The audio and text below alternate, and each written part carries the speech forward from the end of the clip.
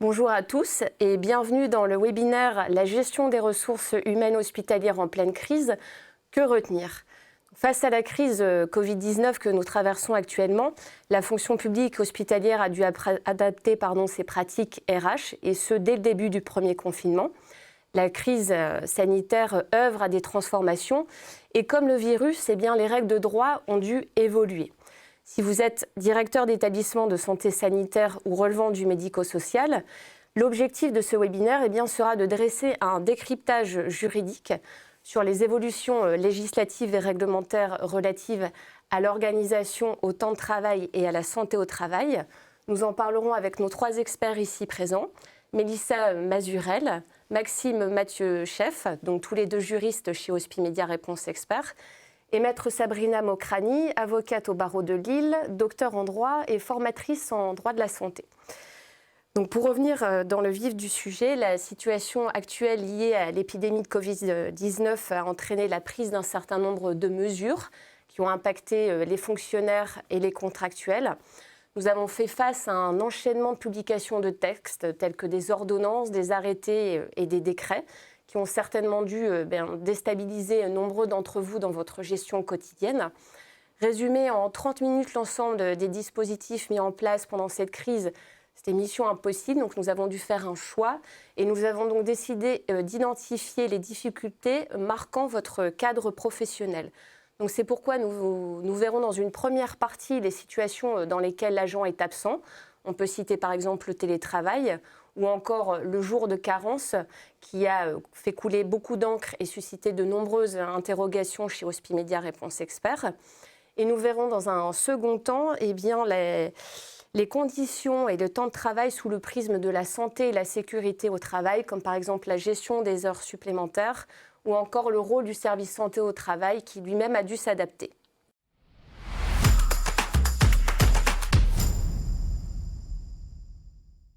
Comme dans le secteur privé, le télétravail a dû être mis en place très rapidement dans la fonction publique hospitalière. Il fait partie des premiers dispositifs mis en place. Et je vais donc laisser la parole à Mélissa qui va aborder ce premier sujet. En effet, le télétravail a participé et participe encore à la démarche de prévention du risque d'infection au virus, notamment en limitant l'affluence dans les transports en commun ou encore la présence dans les locaux et espaces partagés. Dans la fonction publique, le télétravail est encadré par un décret de 2016 qui a d'ailleurs été récemment modifié en mai 2020. Aussi, par rapport à la crise, la DGOS est venue ponctuer ces textes via des instructions, dont la dernière date du 12 novembre 2020. Alors, dans cette instruction de novembre 2020, la DGOS nous dit qu'à partir du 30 octobre 2020, les agents dont les fonctions peuvent être exercées en permanence à distance doivent être en télétravail à 100%. Ce n'est que dans un second temps, lorsque le télétravail n'est pas possible par rapport aux fonctions, que l'on essaie de réduire au maximum ce temps de présence dans les locaux. Mais finalement, on le sait, les missions dans la fonction publique hospitalière ne sont pas tellement compatibles avec le télétravail. Et donc la DGOS a encouragé fortement le recours aux téléconsultations qui ont permis de limiter le nombre de patients dans les structures, mais aussi les contacts entre soignants et malades.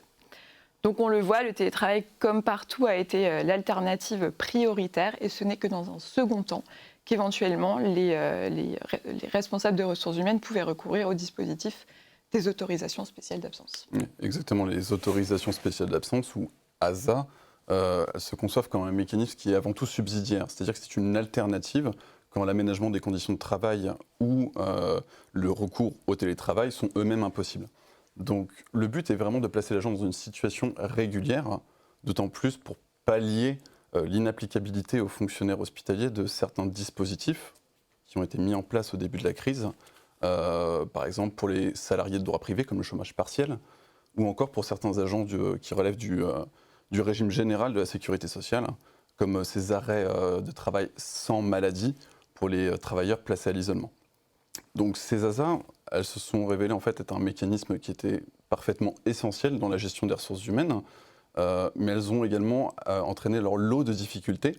Et la première en fait, de ces difficultés qui s'est manifestée au début de l'épidémie, c'était de savoir sur quel fondement accorder ces autorisations d'absence aux agents. Alors, il y a des fondements qui sont assez éparses, notamment diverses circulaires dans la fonction publique hospitalière. Mais on s'est rendu compte aussi que ces fondements, ils étaient assez mal adaptés et se prêtaient assez mal justement aux situations.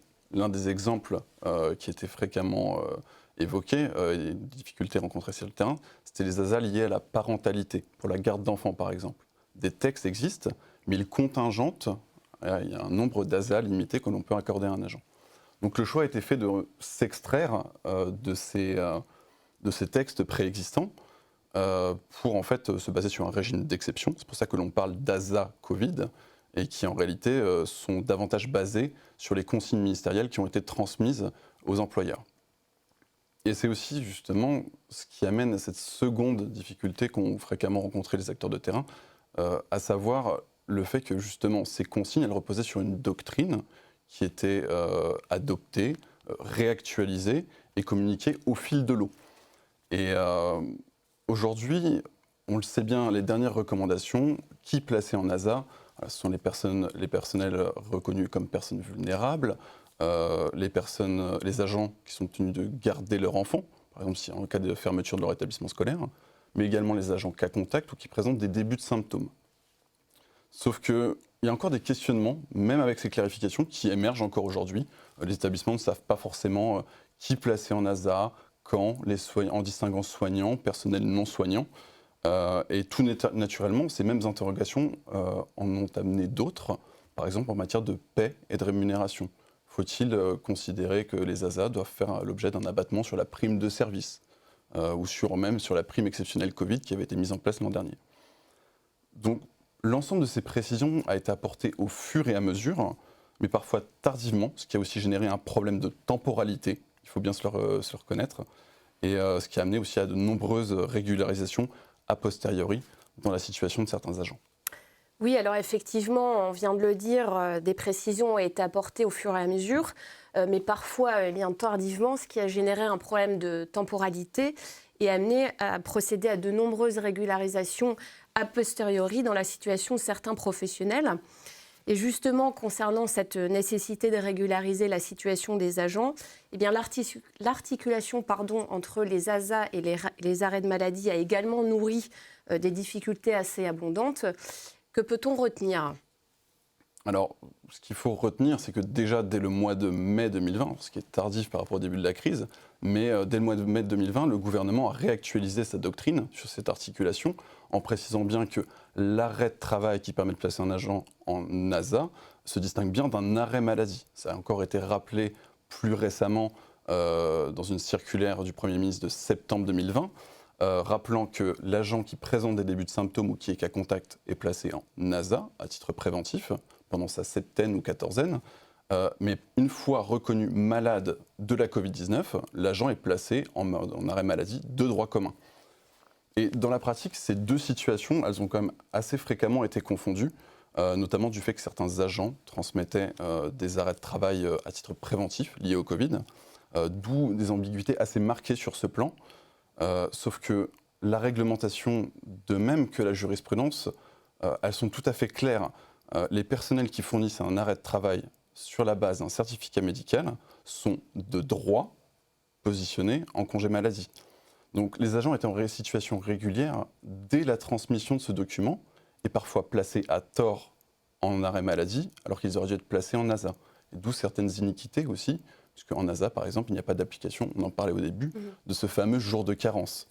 Donc là encore, il a parfois été nécessaire pour les établissements de reconsidérer et régulariser a posteriori certaines situations. Un phénomène qui a davantage encore été accentué pour les agents qui étaient reconnus malades de la Covid et donc placés en congé de maladie ordinaire alors qu'ils étaient susceptibles de l'avoir contracté dans le cadre de leurs fonctions. Et sur ce point, l'adoption du décret qui a posé les conditions de la reconnaissance de la Covid en maladie professionnelle, elle a été relativement tardive à l'échelle de la crise, avec toutes les difficultés que ça a pu entraîner en matière de rétroactivité et de requalification de certains arrêts maladie. Donc effectivement, à ce propos, concernant la reconnaissance de la Covid-19 au titre de la maladie professionnelle, il a fallu attendre septembre 2020 pour avoir les premiers éclairages à ce sujet, alors que le ministère de la Santé avait annoncé dès le mois de mars 2020 que la Covid-19 serait reconnue au titre de la maladie professionnelle. Donc désormais, l'article 1er du décret du 14 septembre 2020 introduit donc, au sein de la partie réglementaire du Code de sécurité sociale donc un tableau numéro 100 intitulé « Affection respiratoire aiguë liée à une infection au SRAS-CoV ». Donc ce tableau vient nous indiquer les conditions qui permettent en fait de cette reconnaissance au titre de la maladie professionnelle. Donc au sein de ce tableau, on apprend d'abord que l'agent doit justifier de cette contamination par un examen médical. Par ailleurs, il faut que l'agent ait bénéficié d'une assistance respiratoire pour pouvoir prétendre à cette reconnaissance.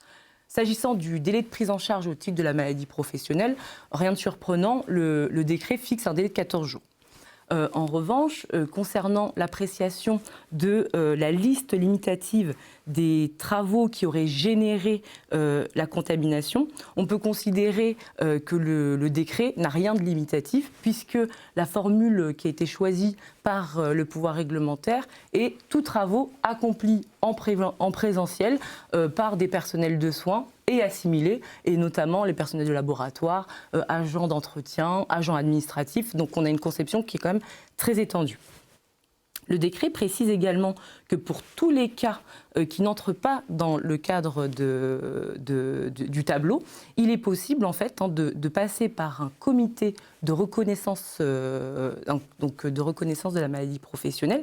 Et la particularité donc, de ce décret est l'introduction d'un régime dérogatoire puisqu'on crée un comité unique au niveau national.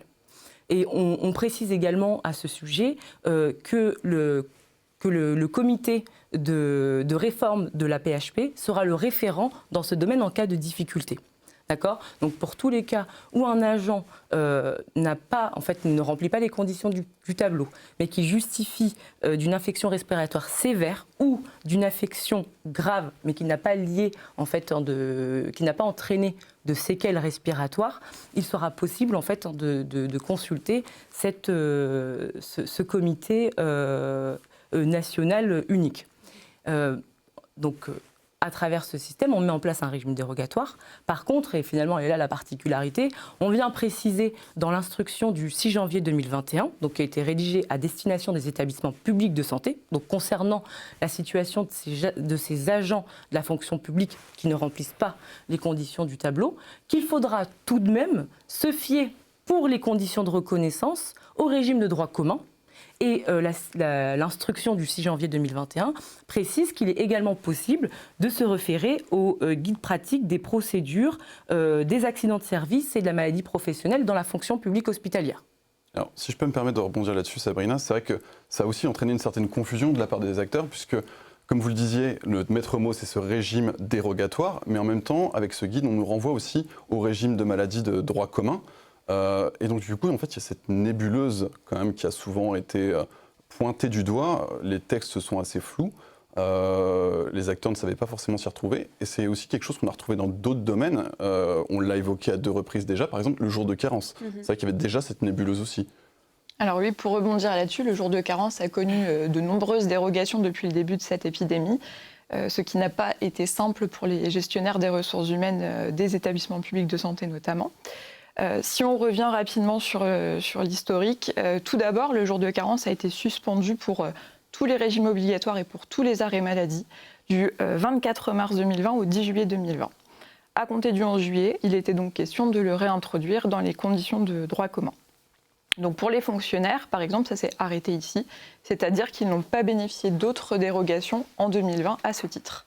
En revanche, c'était différent pour les professionnels qui dépendent du régime général, c'est-à-dire les contractuels de droit public, les praticiens hospitaliers ou encore les fonctionnaires à temps non complet s'il y en a, puisque eux ont pu bénéficier des dispositifs dérogatoires mis en place par l'assurance maladie, notamment via les téléservices. Donc sans retracer tout l'historique, par exemple, ces derniers ont pu bénéficier d'arrêts dérogatoires à compter du 16 novembre 2020 jusqu'au 31 décembre 2020, s'ils ne pouvaient travailler, y compris à distance, et qu'ils avaient le statut de personnes vulnérables. Ou encore s'ils étaient isolés, car contact à risque de contamination. Donc on le voit, il y a eu des disparités notables en cette fin d'année 2020. Donc l'idée a été de pallier à celle-ci en réintroduisant une suspension du jour de carence. Donc du coup, depuis le début d'année 2021, on a de nouveau une suspension du jour de carence pour les agents publics, donc y compris les fonctionnaires, si ces derniers ont un arrêt de travail en lien avec la Covid. Donc la dérogation est quand même moins forte que la première, puisque ces derniers doivent justifier d'un test PCR ainsi que d'un arrêt de travail dérogatoire. Et pour revenir sur le délai, l'entrée en vigueur de ce décret qui a suscité pas mal de questions, donc non, il n'y a pas d'entrée rétroactive de cette mesure, donc elle a lieu bien du 10 janvier 2021 au 31 mars 2021 aujourd'hui. Donc nous avons donc traité les absences volontaires, les situations fortuites, lorsque par exemple un agent est placé en maladie professionnelle. Donc finalement, comment faire face au distanciel et aux absences du personnel. On a également vu que le jour de carence est un nouveau dispositif cyclique temporaire. Et en matière de conditions et de temps de travail, il y a aussi d'autres dispositifs similaires qui ont marqué l'année 2020, comme les heures supplémentaires. Alors, en effet, au-delà des mutations qui ont été voulues et mises en place par le gouvernement et le législateur, ce qu'il faut noter, c'est que cette crise sanitaire, elle a été aussi un accélérateur dans l'organisation liée aux conditions de travail et au temps de travail. Alors, à ce titre, il faut bien distinguer les mesures qui ont été mises en place de manière pérenne de celles qui constituaient simplement des dispositifs à caractère exceptionnel et temporaire. Et les heures supplémentaires, justement, sont une assez bonne illustration de cette dichotomie et de la manière dont des outils existants dans la réglementation ont pu être réajustés pour faire face aux besoins que faisait naître la crise. Alors, le début de cette crise sanitaire, justement, a été marqué par une mesure phare qui a été le déplafonnement des heures supplémentaires, avec, du coup, une réforme qui s'est faite en 2 temps, d'abord par une décision temporaire du 5 mars 2020, puis par 2 décrets du 25 mars. Alors, 2 mesures phares dans cette réforme. D'une part, un relèvement du plafond des heures supplémentaires, généralisé à l'ensemble des hospitaliers et porté à 240 heures supplémentaires par an, dans la limite de 20 heures par mois. Seconde mesure, cette fois-ci à caractère plus exceptionnel, mais non moins pérenne, c'est la possibilité de prononcer un déplafonnement des heures supplémentaires pour répondre aux besoins de continuité du service, ou, en l'occurrence, pour répondre aux besoins de la crise. En fait, le directeur général de l'ARS ou le préfet de département ont la faculté d'autoriser certains établissements, pour une période limitée, et uniquement pour les personnels vraiment nécessaires à la prise en charge des usagers, à dépasser ces nouveaux plafonds qui avaient été fixés concomitamment. Alors, outre ces réformes à caractère permanent, il y a aussi eu, pendant l'année 2020, diverses mesures qui ont jalonné la crise à caractère exceptionnel et temporaire. Et ça a été le cas justement pour les agents de la fonction publique hospitalière, fonctionnaires comme contractuels, qui ont pu bénéficier sur certaines périodes de l'année d'un double mécanisme, à savoir une majoration exceptionnelle de la rémunération des heures supplémentaires, mais également une compensation sous la forme de la seule indemnisation. C'est-à-dire que ces heures majorées devaient obligatoirement être payées par l'employeur public, par les établissements, et non pas donner lieu à un repos compensateur. Alors ce dispositif, initialement, il avait été introduit entre le 1er mars et le 30 avril 2020, mais il a également été reconduit avec un champ d'application légèrement plus restreint en fin d'année pour les heures supplémentaires qui ont été effectuées entre le 1er octobre et le 31 décembre 2020. Alors, sur ces heures supplémentaires, il faut aussi rappeler et attirer l'attention des établissements sur le fait que la Cour des comptes elle-même, en octobre dernier, avait alerté sur le suivi des heures supplémentaires, notamment dans la fonction publique hospitalière, puisque la récupération y est majoritairement privilégiée au paiement.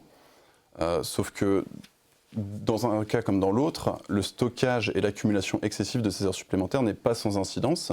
Et c'est aussi pour ça qu'il faut rappeler l'alternative, avec une indemnisation éventuellement indirecte presque, des heures supplémentaires qui existent, comme par l'alimentation d'un compte épargne-temps. Alors oui, tout à fait. Les heures supplémentaires peuvent alimenter le compte épargne-temps des agents, tout comme cela est possible pour leurs congés annuels non pris et leurs jours de RTT. Donc, ce qui est intéressant de souligner pour cette année 2020, c'est qu'un arrêté du 10 juin est venu déroger au plafond habituel pour que les agents puissent justement stocker un peu plus de jours sur leur compte épargne-temps. Donc cet arrêté se traduit par 2 dérogations. Donc la première concernant la progression annuelle maximale de jours pouvant être épargnés sur le compte épargne-temps et la seconde sur le plafond global du compte épargne-temps.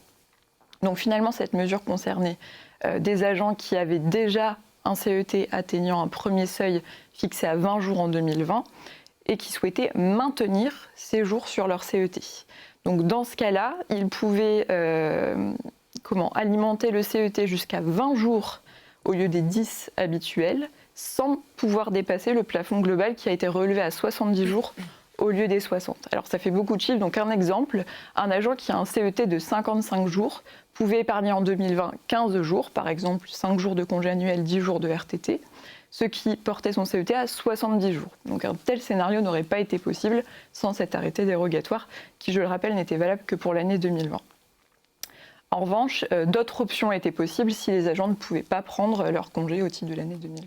C'est vrai qu'il y a des alternatives qui existent pour les agents qui n'auraient pas souhaité épargner et alimenter leur compte épargne-temps. Et l'une de ces alternatives ponctuelles qui avait été mise en place, c'était l'indemnisation des congés et des RTT qui avaient été non pris en 2020. Alors à ce titre, il y a un décret du 23 décembre 2020 qui a permis d'instaurer à titre temporaire une indemnité compensatrice de congés non pris pour les agents qui disposaient d'un solde de congés ou de RTT dus et non pris entre le 1er octobre et le 31 décembre 2020, suite à une décision de refus de leur employeur motivée par rapport à la crise sanitaire. Alors, qui était concerné par ce dispositif? Il s'agissait des fonctionnaires et contractuels de la fonction publique hospitalière, mais uniquement ceux affectés dans certains établissements, à savoir les établissements publics de santé, les établissements pour personnes âgées, ainsi que les établissements qui prennent en charge des mineurs ou des adultes handicapés. Et en outre, la liste des établissements éligibles à ce dispositif était fixée par décision du directeur général de l'ARS. Alors, une fois qu'ils y étaient, ils rentraient dans ce champ d'application et qui satisfaisaient à ces conditions, les agents du coup bénéficiaient d'un droit d'option qu'ils devaient exercer au plus tard le 31 décembre 2020 et qui leur permettait soit de choisir de reporter leur congé sur l'année 2021, soit d'épargner sur un compte épargne-temps, soit justement de bénéficier de cette fameuse indemnité compensatrice. Alors, attention toutefois dans ce dernier cas, puisque dans le cas d'un choix de l'indemnisation, l'indemnité ne concernait qu'une limite de 10 jours maximum, avec des montants qui variaient en fonction de la catégorie statutaire de l'agent, à savoir de 110, 130 et jusqu'à 200 € pour les agents de la catégorie A. Alors, ce dispositif, il est récent, à voir potentiellement. Il faudra surveiller si sur l'année 2021, celui-ci est amené à être conduit. Oui, alors nous venons de dresser du coup un récapitulatif sur le temps de travail et il est intéressant maintenant de revenir sur les conditions de travail. Évidemment, Anne-Isabelle, sur ce point également, on a eu des précisions qui ont été apportées au fur et à mesure par le pouvoir réglementaire. Et parmi les précisions les plus récentes, nous avons l'ordonnance du 2 décembre 2020 qui vient préciser que le médecin du travail a la possibilité donc, de prescrire ou de renouveler des arrêts de travail, donc des agents au sein des établissements de santé. Et par ailleurs, ce médecin du travail, toujours sur le fondement de cette ordonnance, a également la possibilité en fait, d'établir des certificats médicaux donc, en faveur des personnes vulnérables pour qu'elles puissent bénéficier d'un aménagement partiel de son activité conformément aux dispositions de la loi d'avril 2020. Par ailleurs, et c'est également une nouveauté avec l'ordonnance, les personnels de santé autres que le médecin du travail qui exercent au sein de ces services de santé au travail ont la possibilité de réaliser le dépistage donc, des agents qui seraient éventuellement atteints. Et c'est le décret donc, du 13 janvier 2021 qui vient préciser qui, parmi ces professionnels, a la possibilité de réaliser les dépistages. Donc on évoque dans le décret donc, les infirmiers et les médecins. Donc, par ailleurs, l'ordonnance et le décret donc, de 2021 apportent des précisions, donc non pas sur des éléments qui sont liés au Covid, mais finalement la continuité à prendre en compte au sein des établissements s'agissant des visites médicales. Cette ordonnance précisée par le décret donc, viennent indiquer qu'il est possible de reporter les visites médicales au moment de l'embauche de l'agent ou de sa réintégration suite à un arrêt de travail à une date ultérieure sans que cela ne fasse obstacle à l'embauche et à la réintégration de l'agent. Donc l'objectif est vraiment d'assouplir. Toutefois, le décret nous indique que ces visites qui ont été reportées doivent avoir été réalisées avant le 2 août 2022. D'accord ? Le délai qui est fixé aujourd'hui, c'est le 2 août 2022, hein, si je ne me trompe pas. Donc on n'est pas à l'abri que ce délai soit décalé par la suite, mais en tout cas, c'est le délai qui a été annoncé pour l'instant. De manière plus générale, l'ordonnance et le décret viennent préciser que le service de sécurité de santé au travail a pour mission en fait, de contribuer au dépistage et à la prévention en matière de Covid. Et parmi ces missions, il est évoqué également que les missions attribuées vont avoir vont avoir pour fonction de participer à la vaccination, en fait, à la politique de vaccination au sein des établissements de santé. Et forcément, une telle précision nous interroge sur deux éléments. Tout d'abord, le droit de retrait des agents au sein des établissements, puisque ça a été une question récurrente au printemps dernier, et aussi l'obligation de vaccination. Est-ce qu'il est possible ou pas d'imposer à un agent au sein d'un établissement de se faire vacciner ?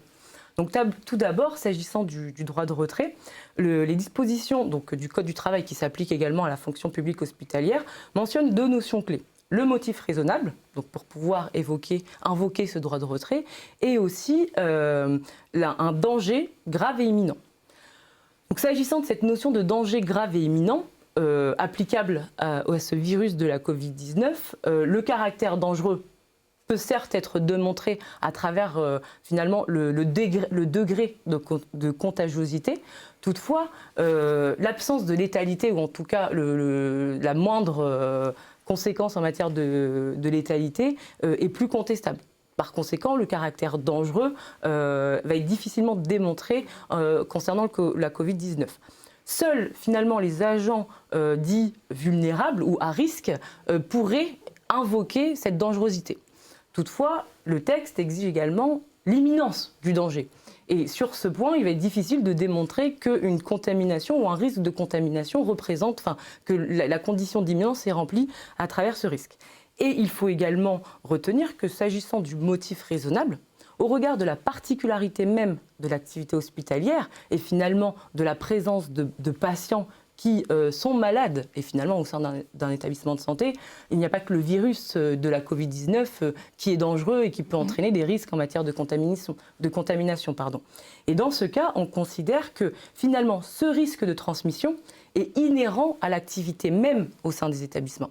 Donc le motif raisonnable ne pourrait pas être invoqué dans ce cadre. Donc dès lors, aujourd'hui, il va être difficile de relever cette notion de caractère dangereux et imminent. Toutefois, le Code du travail évoque également en fait, l'obligation pour l'employeur, et là, il serait possible de réfléchir à ce droit de retrait en cas de défaut de matériel, en cas de défaut de protection. Et c'est vrai que cette question a été posée au printemps dernier, quand les agents des établissements de santé n'avaient pas forcément les masques, les blouses et les visières. Sauf que là où les établissements ont, si je peux me permettre, une carte à jouer, c'est qu'à l'époque finalement de ces faits, où ce matériel n'était pas présent, les données acquises de la science n'étaient pas encore suffisantes pour déterminer que ce matériel permettait de protéger. Aujourd'hui, on serait en droit de contester en cas de défaut de matériel au sein de ces établissements, mais à l'époque, on ne pourrait pas Enfin, le droit de retrait, pardon, à l'époque n'était pas forcément justifié, puisqu'à ce moment-là, on ne savait pas à quel point les masques, les visières et les blouses protégeaient. Donc aujourd'hui, pour tous les cas où des agents ont invoqué ce droit de retrait, il est possible pour l'établissement de considérer que cette demande était infondée et voire même de sanctionner l'agent s'il a décidé de se retirer sans l'accord de l'employeur. Maintenant, s'agissant de l'obligation de vaccination, donc effectivement, hein, comme vous le savez, on a une liste énumérée donc, dans le Code de la santé publique qui précise les vaccins obligatoires. Le vaccin de la Covid-19 ne fait pas partie, aujourd'hui en tout cas, peut-être que demain les choses ne seront plus les mêmes, mais ne fait pas partie de ces vaccins obligatoires. Toutefois, ça nous met pas, la situation reste quand même délicate puisqu'on a quand même un risque qui est présent.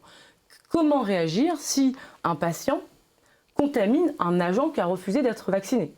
À l'inverse, quelle pourrait être la réaction de l'établissement si derrière un agent qui a refusé d'être vacciné ou de se vacciner contamine un patient? Dès lors, tant que finalement, actuellement, le vaccin n'est pas obligatoire, mais tant qu'on ne se sera pas penché sur la situation particulière des agents au sein des établissements de santé, et ici des établissements publics de santé, ces deux risques seront toujours présents. Donc finalement, en fait, ça fait déjà 1 an que nous sommes dans une situation épidémique prolongée à laquelle les établissements de santé ont dû faire face et appréhender des nouvelles mesures RH spécifiques à cette période. Donc au fur et à mesure de l'année et de la parution des textes, nous avons pu vous apporter des réponses. Mais j'imagine que vous avez encore des questions en suspens, donc c'est pourquoi nous vous proposons de nous retrouver sur le live pour répondre à vos interrogations. Merci.